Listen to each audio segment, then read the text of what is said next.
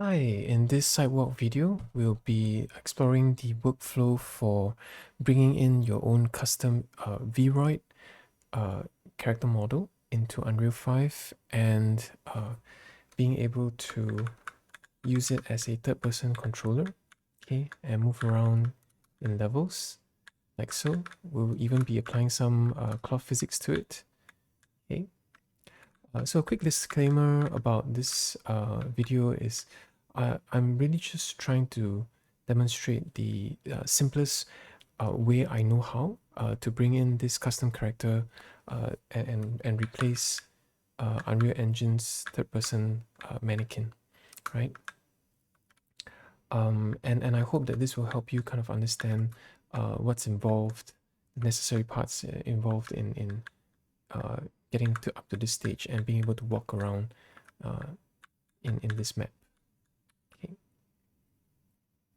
So as part of this process, we will be requiring some prerequisite software, right? So for example, for Unreal, we'll need to create a third-person controller map, right? So that the mannequin and the third-person controller is all set up. And we'll also need a free software called Vroid Studio. Characters that are created with this software are copyright free, and you'll be able to use it in any fashion that you want. Okay, and in order to bring in this format into Unreal Engine, we will also need a special plugin. So if you search for VRM4U in Google, you'll be able to find this GitHub location. So you'll be able to come to this place over here and download the necessary projects. Okay. Right. Okay. So all you have to do is to come over here and just go to the latest release, and you'll be able to find a version, right, that's suitable for you. For me, I use the Unreal 5 version over here, right? And when you download it, you get a plugins folder. Okay, when you unpack it, you get something that looks like this, plugins, right? Then all you have to do is just kind of copy this folder to Unreal Engine's plugins folder, and it will work. Okay, so all you have to do is locate Unreal Engine's installation folder. So for me, it's in this location, right? If you go under the engine folder, you find these folders, and there'll be a plugins folder. So you can open that up. Okay, there'll be other plugins inside. So you just have to drag and drop this into this location. So you can see I've done that already. And if you have Unreal Engine already running, all you have to do is just to restart it in order to have it pop up. So in that kind of situation, you actually have to restart Unreal Engine twice, because after you restarted it for the first time, you have to go under settings and plugins, right? And over here, you have to search for VRM4U, okay, and check this option, and then restart Unreal Engine one more time, okay. Then once you've done that, you'll be able to drag and drop the VRM format from Vroid into Unreal Engine, and then things will go pretty smooth from there, right? So that's the basic setup, okay, in order for us to get started on this video, okay. Right, so once you have that done, you'll be able to follow the next part of this video, which I will perform without any explanations, just to show the workflow. Then after that, I will start with a breakdown of the steps that I took. Okay, so let's begin.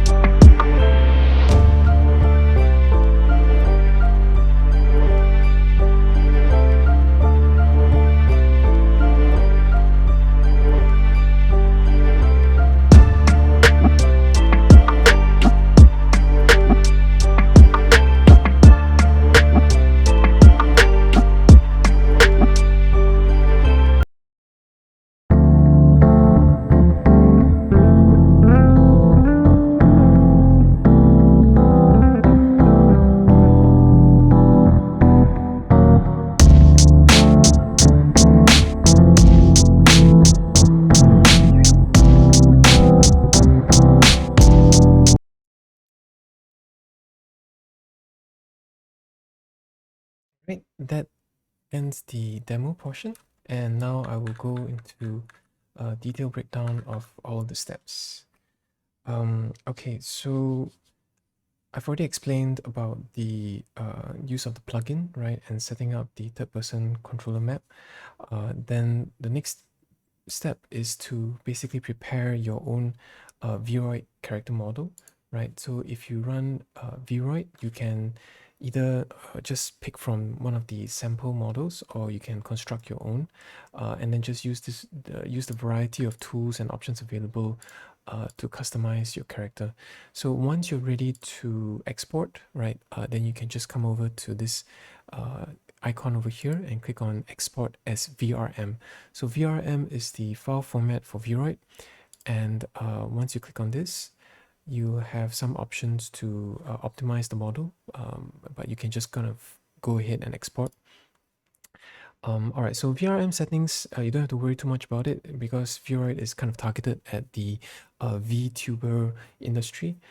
So you just have to kind of enter your own character name and the name of your creator, which is yourself. Then leave the rest of this as the default and just click on export, right?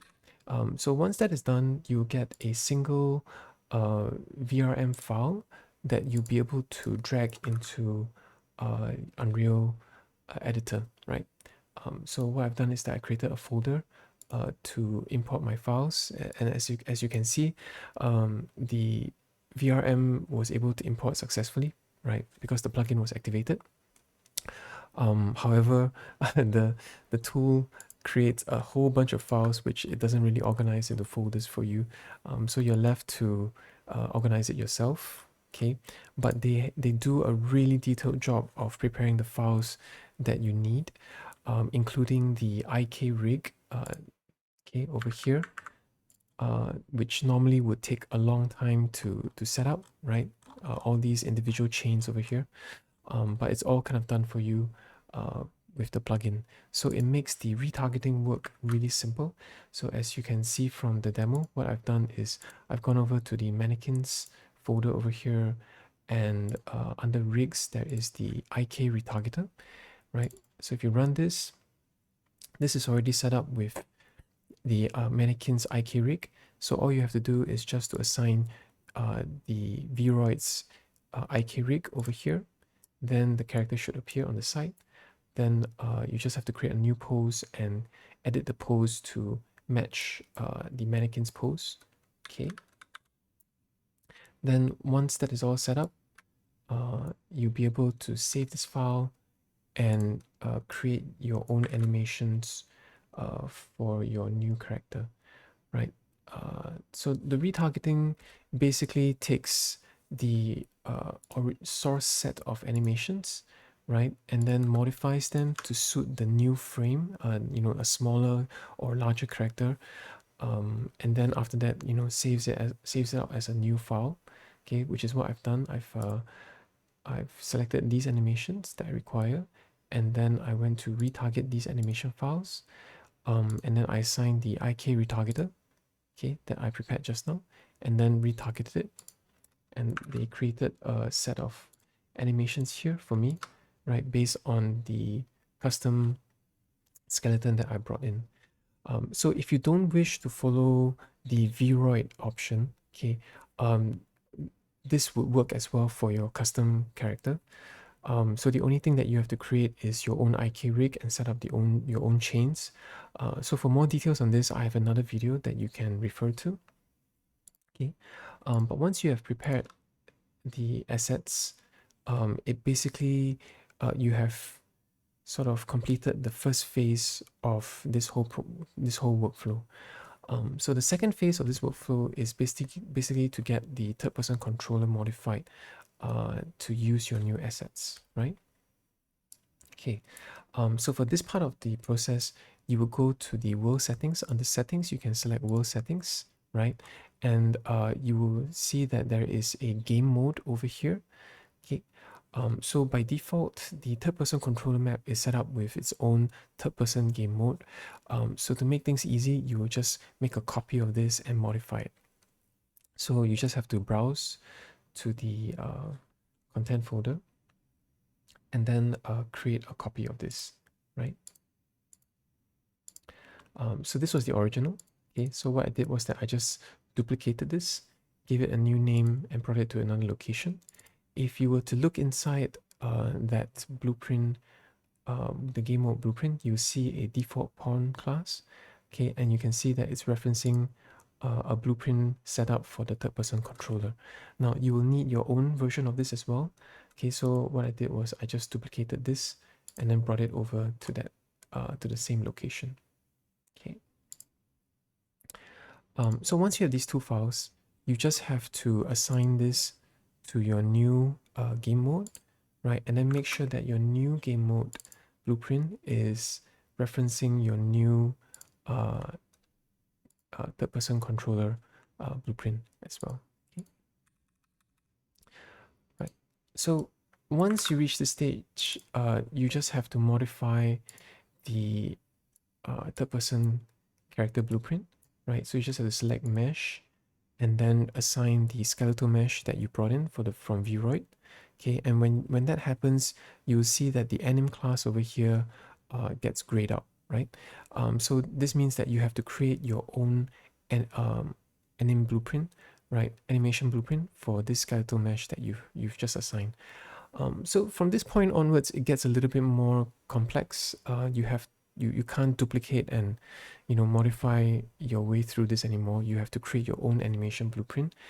So you have to go to your Vroid skeletal mesh. Okay, and from here you need to create two things. You need to create an anim blueprint, right, and a Blendspace one dimension, right. So once you've created these two, okay, you get these two files over here. First thing that you can modify is the Blendspace, right? So within the Blendspace, all you have to do is drag in 3 animations from the asset browser over here, starting with your run forward, then your walk forward, and then your walk in place. Then you go over to your axis settings over here under horizontal axis and change the maximum value to 500. So we're just going to try and match the values to the mannequin's blend space, right, as closely as possible. So we have 500 over here.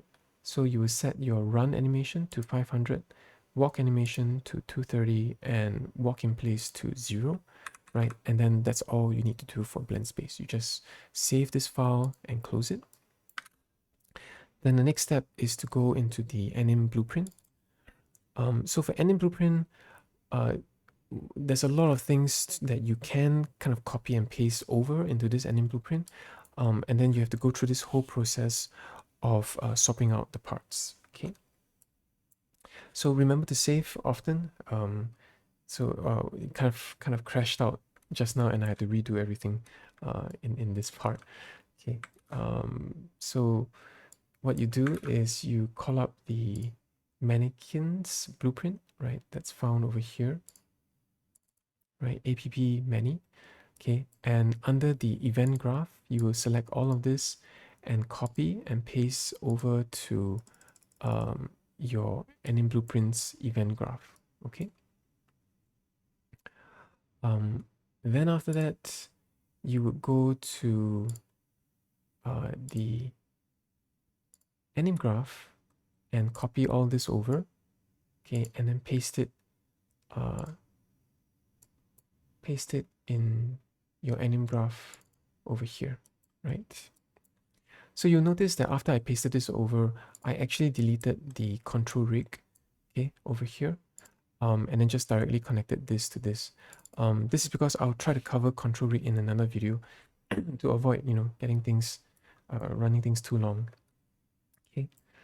So once you've connected this up, you can hit compile, and then what you saw in the demo was that a lot of errors started popping up. That's fine because you can simply just click on them individually and then replace the errors, okay, according to the what I've demonstrated in the video. You will also need to create some components here. Since you've deleted the control rig, you don't actually need these 2 Boolean variables. You just need to create this velocity, ground speed, character, and character movement component, okay. And once you've created those and you hit compile, those error messages will also disappear, right? So once you've replaced everything, and you've gotten no errors in your compiler results, then you're basically good to go, right? With the new game mode setup, with the new third-person character blueprint setup, the last thing to do is to go back to your third-person character blueprint under viewport, mesh, and assign the anim blueprint that you've just modified, okay, into this slot. So once you got your character looking like this, you can then just straight away go in there and play the level, right? And your character should be able to move, okay, and jump and play all the necessary animations, right? So that's the whole workflow. And if you wanted to carry it a little bit further and try out some cloth physics, then what you can do, and definitely save before you do this because it crashes out for me a couple of times. So what you do is that you go to your skeletal mesh, open it up, okay, and select the clothing that you would like to apply cloth physics to. For me, it was the cardigan. Right click and create clothing from section. And then after that, you want to kind of just wait for it to complete before scrolling down the details to check that the clothing asset has indeed been added, right, to this location here. Okay. You can modify the values here if you like. So for more details, I have another video to cover this this section, right? Then next step is to apply the clothing data, okay, to the mesh, and then go into the cloth painting mode, where you'll be able to select this and sort of indicate which parts of the mesh you would like to apply the cloth physics to. So some parts you would like to kind of keep still, right? And then others, like these loose bits over here, maybe you know like to add a little flap to it, right? Then you can just set the values to either a small value like 25 or 15, okay, and then set your brush size, okay, and then just begin painting, okay, on the mesh.